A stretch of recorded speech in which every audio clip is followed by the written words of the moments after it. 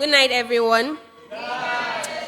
Tonight I'm going to speak about an ongoing problem which has been in St. Lucia for way too long, which is the healthcare system in St. Lucia.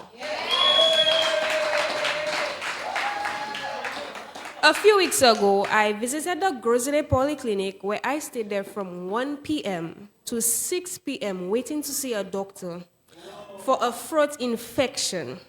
And when I finally saw the doctor, it took me less than 5 minutes, and I was already out of there with a prescription.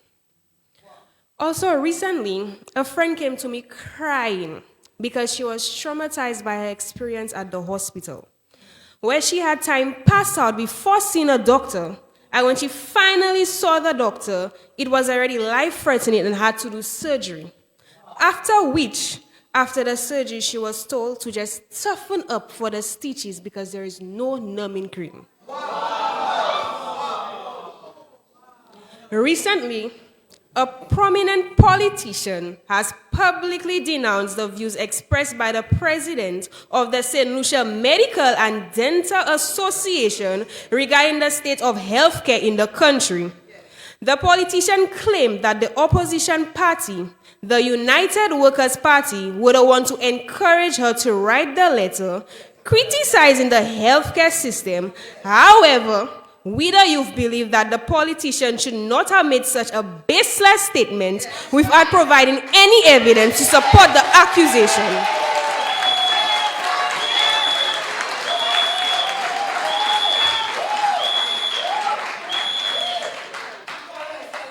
Making unfounded claims can undermine the credibility of both the politician and the government, and it detracts from the critical issue at hand, which is the need for improvements in the healthcare. Instead of addressing the concerns raised by the president of the association with facts or solutions, the politician's response could be seen as deflecting the conversation toward the political blame, which does not contribute to a constructive dialogue about improving healthcare for citizens in St. Lucia.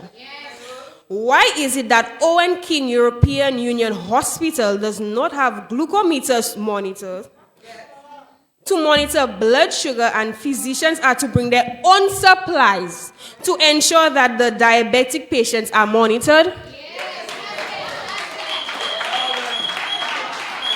Why is it that when critical decisions are to be made, the necessary drugs are unavailable and need to be sourced from a private sector, which is Tapio?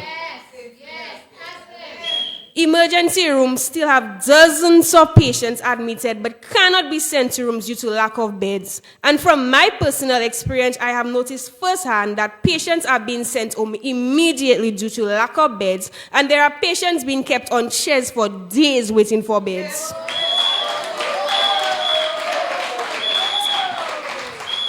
Minister of Health, why is it that the monies are being spent on new hospital vehicles, but there are lack of drugs, inclusive of Panadol, ibuprofen, and antibiotics? There is lack of equipment, shortages of lab supplies, and also anesthetics. And a hospital without Panadol is like a bar without drinks. There is no reason why one should go to the polyclinic for a prescription at 10 a.m. and leave the premises at 5 p.m. And yes, this has happened to me multiple times.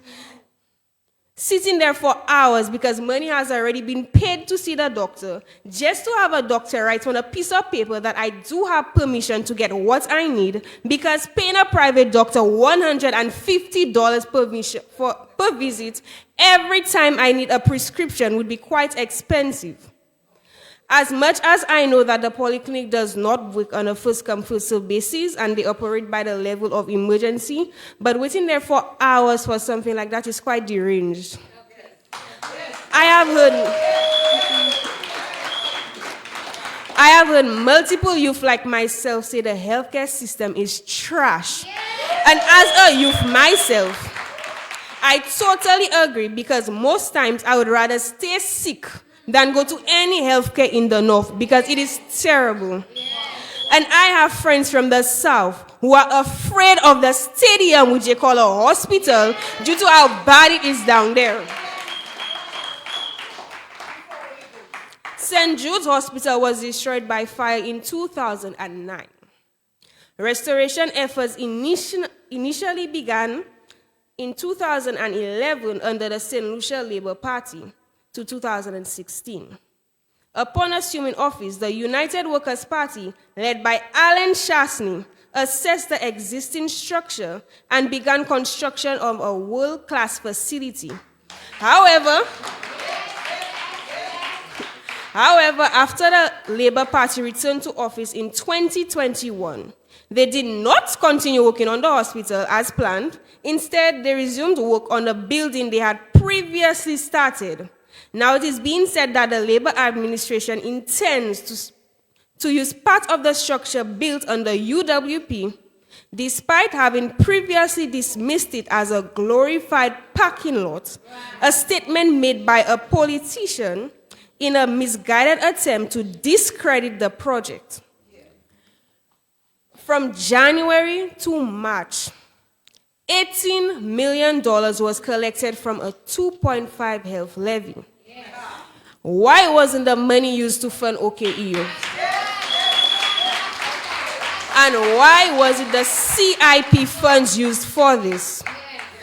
And if we had the levy in the first place, why did it get to a point where the Medical and Dental Association had to come out to speak on it? St. Lucia, this is unacceptable. How can we, the youth, how can we progress as a country with a healthcare system like this? We, the young people, and we, the citizens of St. Lucia, we deserve better. Yeah.